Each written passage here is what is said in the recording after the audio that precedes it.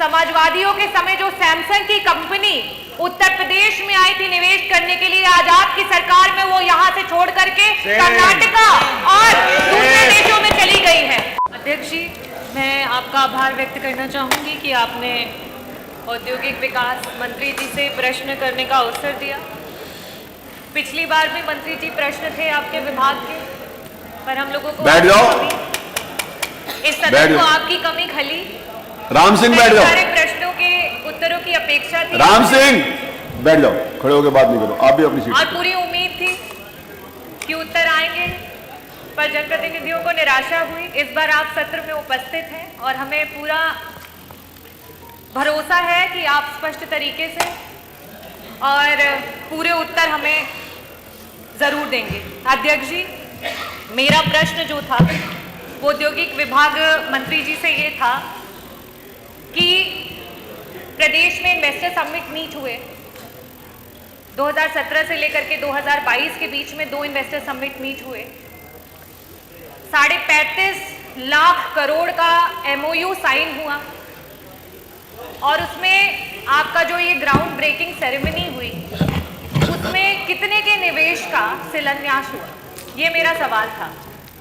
अध्यक्ष जी, जो उत्तर आया है, औद्योगिक विभाग जो है उसने पूरे उत्तर प्रदेश में जनता के बीच में बहुत सारे वादे किए, बहुत सारी नौकरी देने का वादा किया, डेवलपमेंट का वादा किया, कहीं बायोमेडिकल डिवाइस के पार्क बनाने का वादा किया, तो कहीं पे इलेक्ट्रॉनिक पार्क बनाने का वादा किया, और यहाँ तक कि कॉरिडोर्स का भी वादा किया, और साथ ही साथ जितने एक्सप्रेसवे हैं उन एक्सप्रेसवेज पे कहीं मंडी तो कहीं इंडस्ट्रियल डेवलपमेंट का वादा किया। और आज जब उन वादों पे खरे उतरने की बात होती है, जवाबों की अपेक्षा रहती है, तो कहीं ना कहीं मंत्री जी से जो अपेक्षा है कि वो हमें उत्तर दे, वो नहीं मिल पाता है। पहला जो प्रश्न था वो ये था कि 35.5 लाख करोड़ के MOU में कितने का निवेश आया। मंत्री जी, आपका जवाब है कि सिर्फ और सिर्फ 1,14,000 करोड़ का निवेश आया, जो कि आपके पूरे MOU का 3% भी नहीं है।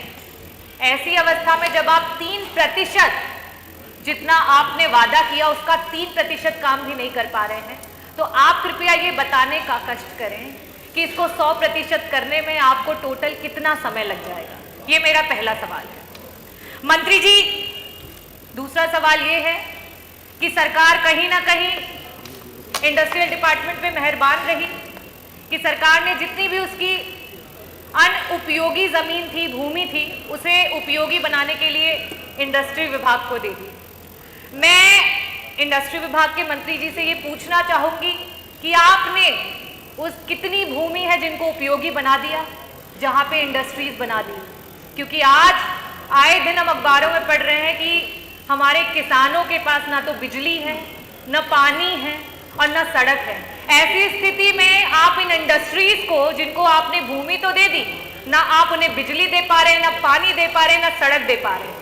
समाजवादियों के समय जो सैमसंग की कंपनी उत्तर प्रदेश में आई थी निवेश करने के लिए, आज आपकी सरकार में वो यहां से छोड़ करके कर्नाटका और दूसरे देशों में चली गई है। मैं आपसे जवाब चाहती हूं कि आज जो कंपनियां निवेश करने आ रही हैं वो उत्तर प्रदेश को छोड़ करके क्यों भाग रही हैं। मैं आपसे ये जवाब नहीं चाहती हूं कि आपने किन नई कंपनियों को यहाँ पे लाए। मुझे सिर्फ ये उत्तर दे दीजिए कि आपके शासनकाल में जब से ये इन्वेस्टर समिट मीट हुआ है, कितनी कंपनियां हैं जो बंद हो गई और कितनी कंपनियां हैं जो उत्तर प्रदेश में पहले निवेश करना चाहती थी और आज छोड़ करके चली गई हैं। और अध्यक्ष जी, मैं सिर्फ ये पूछना चाहती हूँ कि उत्तर प्रदेश, हमारे मुख्यमंत्री जी दावा करते हैं 1 ट्रिलियन इकोनॉमी का, और आपका विभाग उसमें अगर पूर्णतः सहयोग करेगा तभी ये पॉसिबल है। तो क्या आप बताने का कष्ट करेंगे कि आज इन परिस्थितियों में उत्तर प्रदेश का इंडस्ट्रियल ग्रोथ रेट क्या है, और जिस ग्रोथ रेट से आप चल रहे हैं, कितने दशकों में आप उत्तर प्रदेश को 1 ट्रिलियन इकोनॉमी बना पाएंगे? कृपया करके बस इसका स्पष्ट मैं चाहूंगी, अनुरोध करूंगी कि आप बस इन्हीं सवालों का उत्तर दें।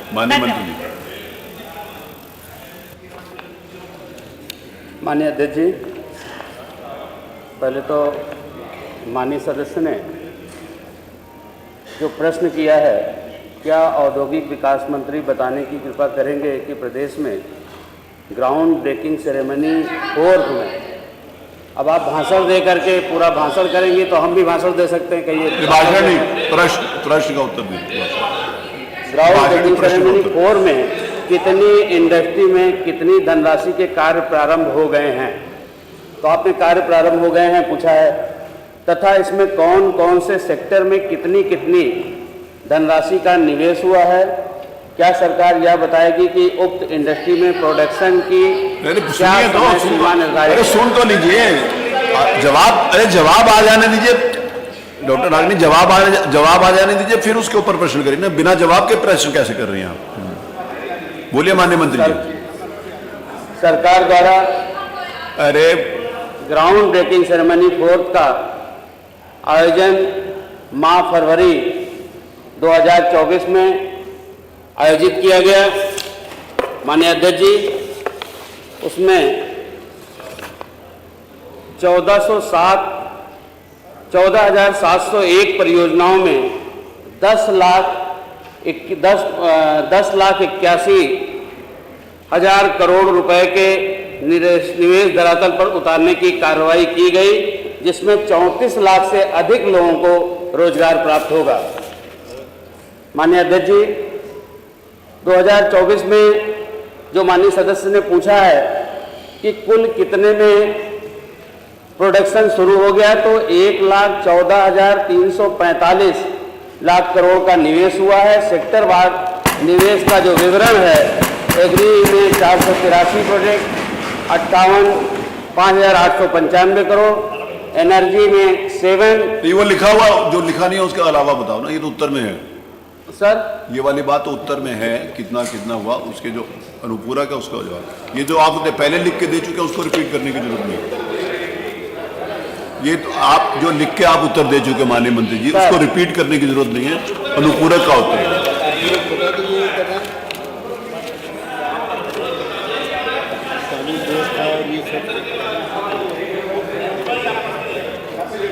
एक मिनट माननीय मंत्री, तो फिर अनुपूरक का क्या मतलब? वो तो उत्तर हो गया। फिर बैठे दोनों लोग, हेल्थ में 266 परियोजनाओं का दोनों लोग बैठ जाए। माननीय शाही जी, 2248 करोड़ रुपए, ITES में 3 परियोजनाओं में 73 करोड़ रुपए, मैन्युफैक्चरिंग में ये तो आज का उत्तर है। 61,622 करोड़ रुपए, सोशल में ये तो आ चुका है 765।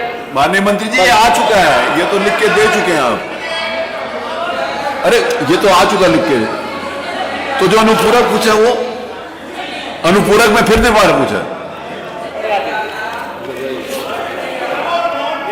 माननीय अध्यक्ष जी, अरे चलिए सुनिए, देश के यशस्वी प्रधानमंत्री सुनिए परम आदरणीय श्री नरेंद्र मोदी जी के मार्गदर्शन में एवं उत्तर प्रदेश के कर्मयोगी मुख्यमंत्री परम आदरणीय श्री योगी आदित्यनाथ जी के कुशल नेतृत्व में हमारी सरकार द्वारा 2017 से ही निरंतर अथक प्रयासों का ही परिणाम है कि उत्तर प्रदेश प्रमुख मैन्युफैक्चरिंग केंद्र के रूप में, आकर्षक निवेश गंतव्य के रूप में विकसित हुआ है और आज उत्तर प्रदेश की पहचान भारत के ग्रोथ इंजन के रूप में हो रही है।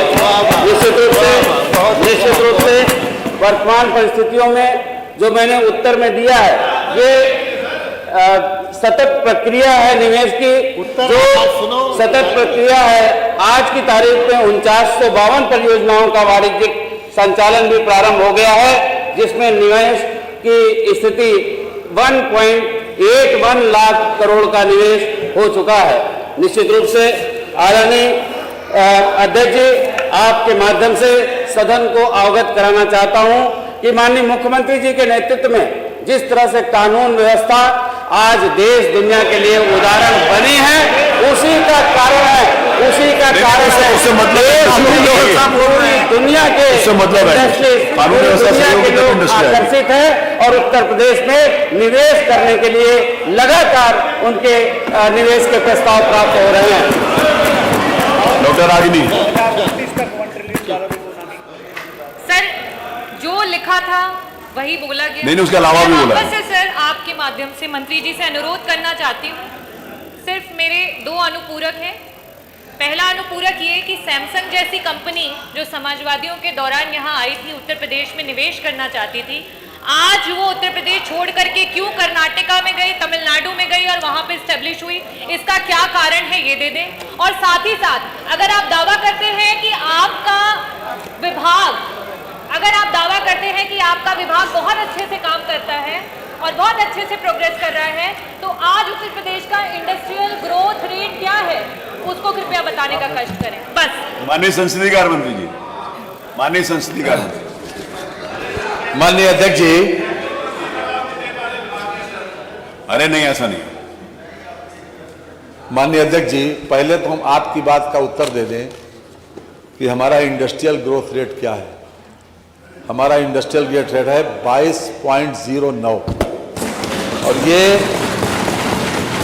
भारत सरकार के ministry of statistics and programme implementation की रिपोर्ट के आधार के ऊपर है।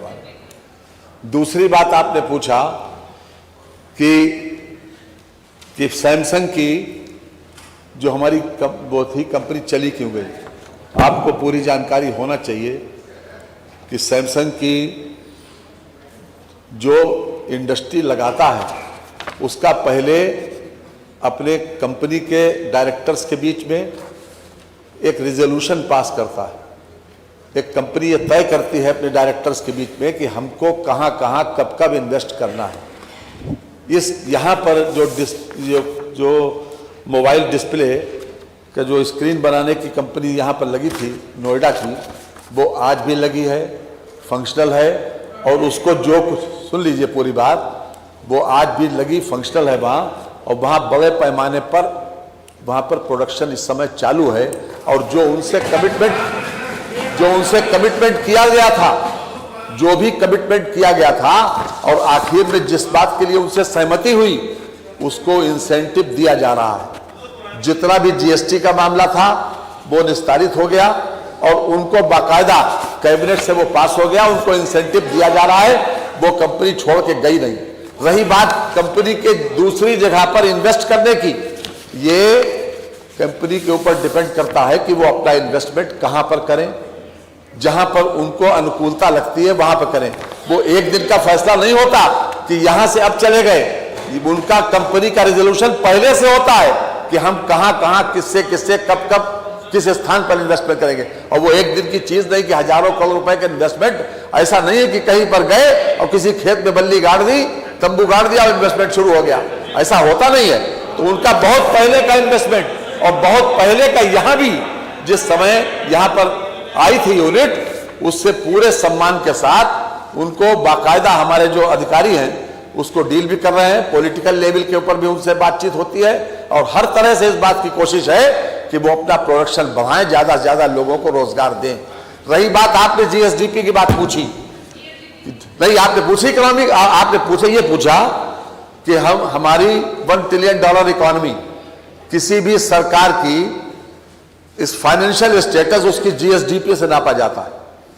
तो हमारा जो भारत सरकार, हमने तो 25 लाख करोड़ का अनुमान किया बजट में, 24,99,000 करोड़ का हमने अनुमान किया। लेकिन भारत सरकार के जो पत्रक जारी हुआ उसमें 27,51,000 करोड़ रुपए उन्होंने हमारा अनुमान मांगा। हमारे फाइनेंशियल डिसिप्लिन को देखकर, हमारी फाइनेंशियल प्रोग्रेस को देखकर उन्होंने इसको माना। और रही बात आपके क्वेश्चन की, आपने यहां पर जो पूछा अभी पहला सप्लीमेंट्री, वो आपने ये पूछा कि हमारी कितने पर शिलान्यास हो गया, शब्द कार्रवाई निकालवा के देखने वाली बात। और प्रश्न में पूछा कि प्रारंभ हो गया। मंत्री जी ने जो बताया उत्तर, वो ये बताया कि किस पर कार्य प्रारंभ हो गया, अर्थात किस पर प्रोडक्शन प्रारंभ हो गया और किस पर शिलान्यास पूछा। यहां पर जो शब्द आपने इस्तेमाल किया वो आपने शिलान्यास इस्तेमाल किया और प्रश्न में शिलान्यास इस्तेमाल नहीं किया। अगर प्रश्न में शिलान्यास इस्तेमाल किया होता तो वो ग्राउंड ब्रेकिंग सेरेमनी के वो जवाब दे देते मैंने। तो ये मैं समझता हूं कि आप मंत्री जो माननीय सदस्य का जो शंका थी उसका मैंने पूरा समाधान कर दिया।